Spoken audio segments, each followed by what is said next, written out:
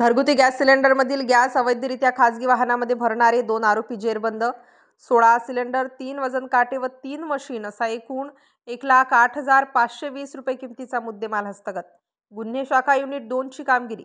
त्यानुसार गुन्हे शाखा युनिट 2 चे पोलीस उपनिरीक्षक मुख्तार खान पठाण यांना गुप्त बातमीदारामार्फत बातमी मिळाली की एका पत्र्याच्या शेडमध्ये माळी कॉलनी नाल्याजवळ हॉटेल पार्थ पॅलेस मागे श्रमिक नगर सातपूर नाशिक येथे विनापरवाना बेकायदेशीररित्या गॅस सिलेंडरमधून मशीनद्वारे ज्वलनशील स्फोटक पदार्थ गॅस खासगी वाहनामध्ये पैसे घेऊन स्वतःचे फायद्यासाठी भरीत आहे.